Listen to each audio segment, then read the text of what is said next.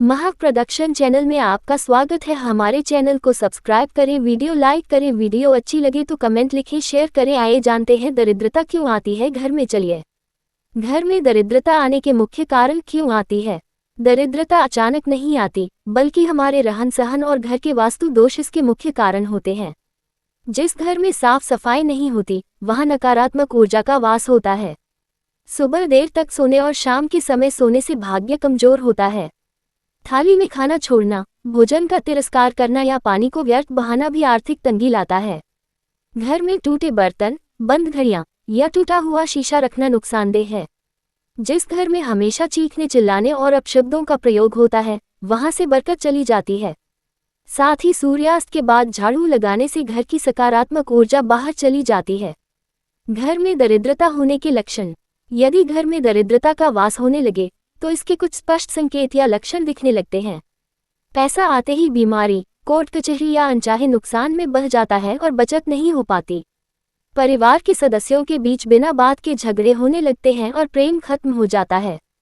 बनते हुए काम इन वक्त पर बिगड़ जाते हैं या व्यापार और नौकरी में लगातार घाटा होता है। घर के लोगों में उत्साह की कमी होने लगती है और हमेशा सुस्ती छाई रहती है। इसके अलावा घर में रखे हुए हरे भरे पौधे, विशेषकर तुलसी का पौधा, अचानक सूखने लगता है। दरिद्रता दूर करने के अचूक उपाय। साफ सफाई और वास्तु में बदलाव। घर का मुख्य द्वार लक्ष्मी जी का प्रवेश द्वार होता है। इसे हमेशा साफ रखें और शाम को वहां दीपक जलाएं। घर से तुरंत कबाड़, बंद घड़ियां, टूटे बर्तन और दरके हुए शीशे हटा दें। सप्ताह में एक बार, गुरुवार को छोड़कर, पोंछे के पानी में थोड़ा सा खड़ा समुद्री नमक मिलाएं। इससे नकारात्मक ऊर्जा नष्ट होती है। धार्मिक और आध्यात्मिक उपाय। घर के आंगन में तुलसी का पौधा लगाएं, सुबह जल अर्पित करें और शाम को घी का दीपक जलाएं।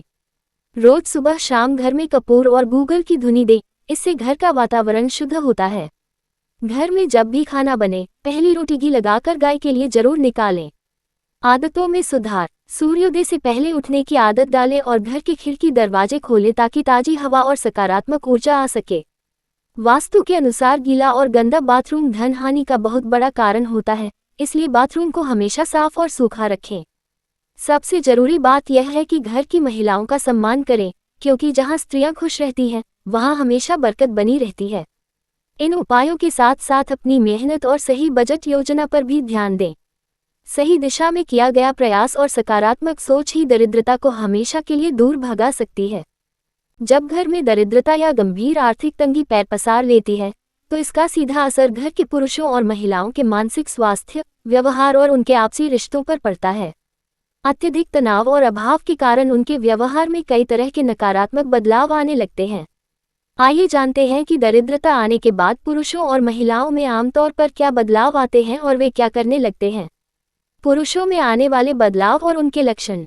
पुरुषों को आमतौर पर समाज और परिवार में मुख्य कमाऊ सदस्य या रक्षक के रूप में देखा जाता है।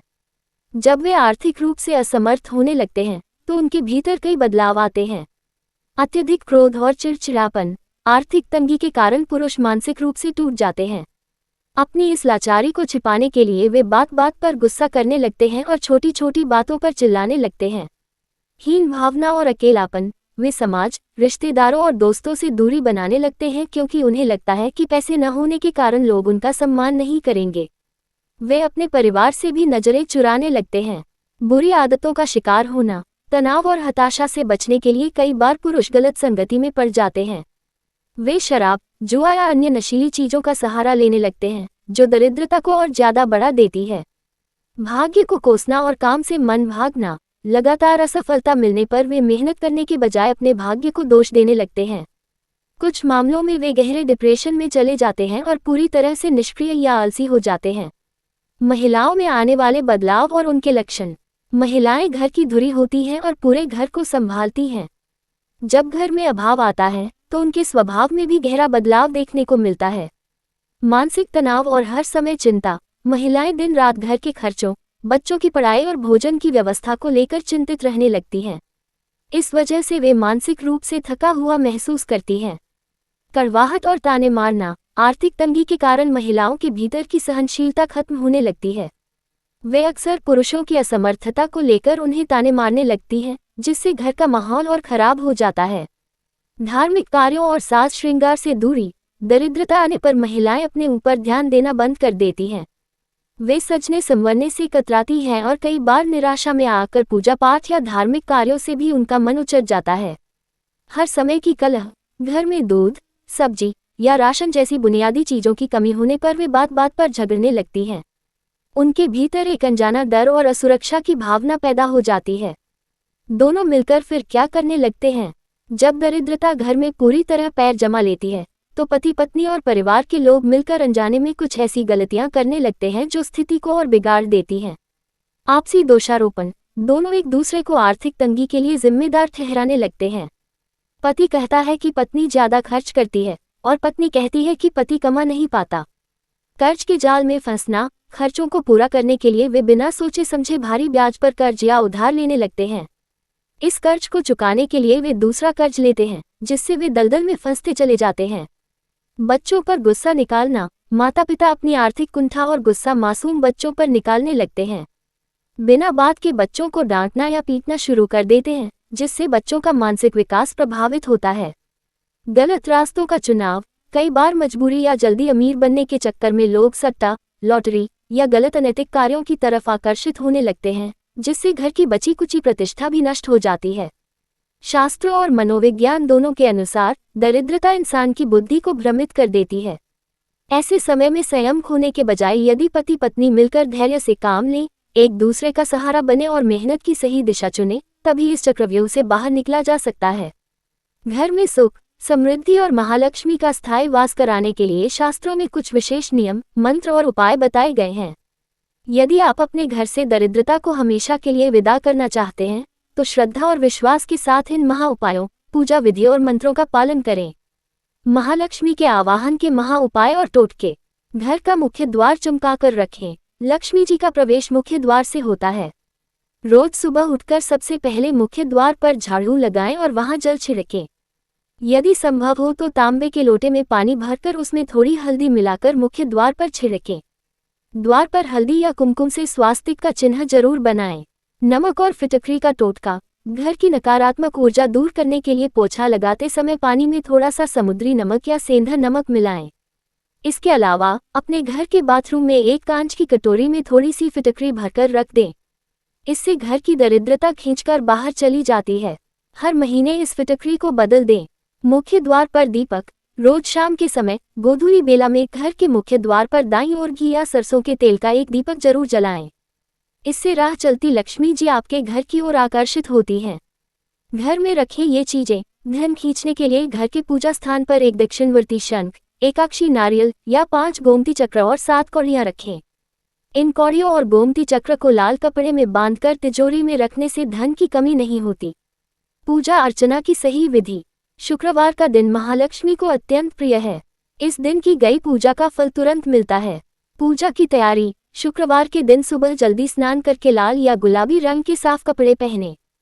पूजा घर में एक चौकी पर लाल कपड़ा बिछाकर माता लक्ष्मी और भगवान विष्णु की मूर्ति या तस्वीर स्थापित करें। अभिषेक और तिलक। माता लक्ष्मी की मूर्ति को गंगाजल से स्नान कराएं। उन्हें लाल चंदन, कुमकुम, अक्षत, अखंडित चावल और लाल गुलाब के फूल अर्पित करें।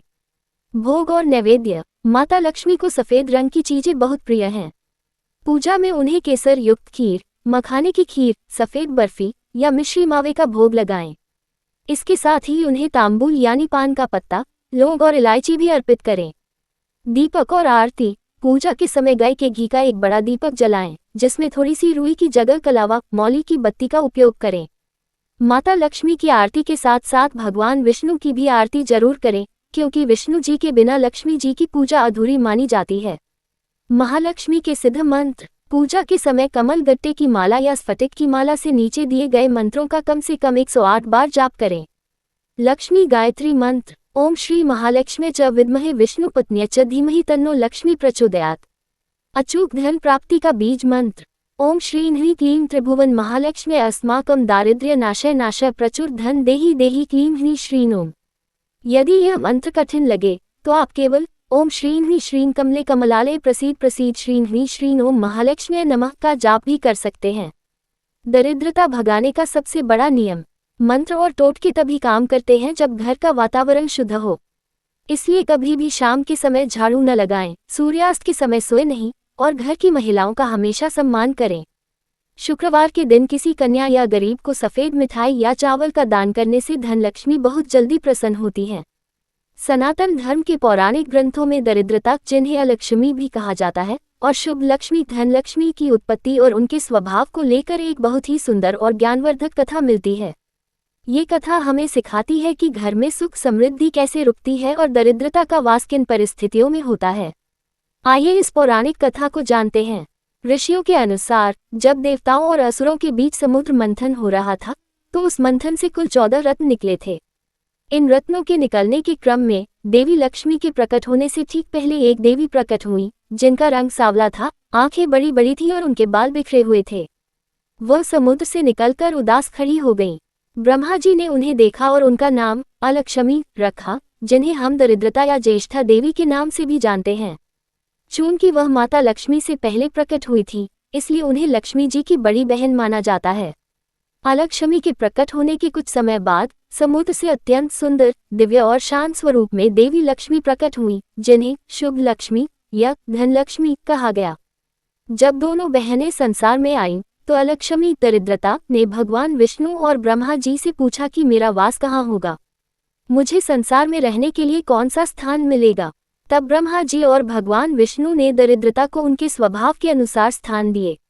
उन्होंने कहा कि जहाँ भी गंदगी होगी, जहाँ लोग सुबह शाम लड़ते झगड़ते होंगे, जहाँ आलस्य होगा, जहाँ लोग बिना पैर धोए सो जाते हैं, जहाँ अधर्म और चोरी का पैसा होता है, और जहाँ बड़ों तथा महिलाओं का सम्मान नहीं होता, वहाँ तुम्हारा स्थायी निवास होगा।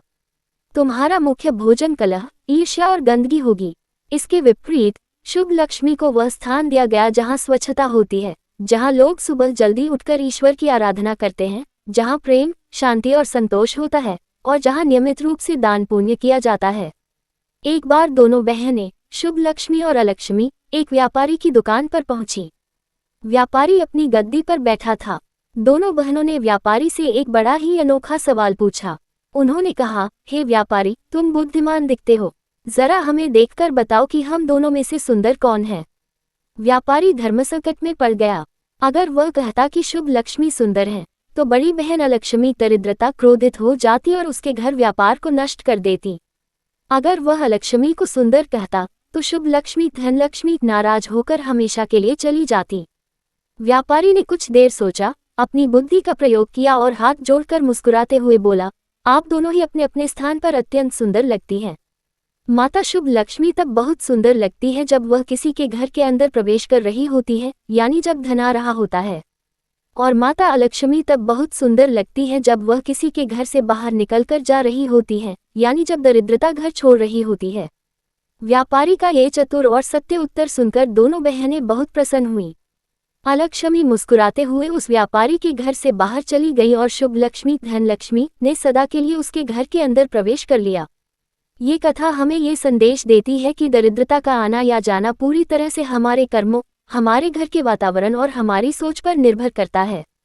जब हम अपने घर को साफ, शांत और सदाचारी बनाते हैं, तो दरिद्रता खुद ब खुद सुंदर रूप में विदा हो जाती है और शुभ लक्ष्मी का आगमन होता है।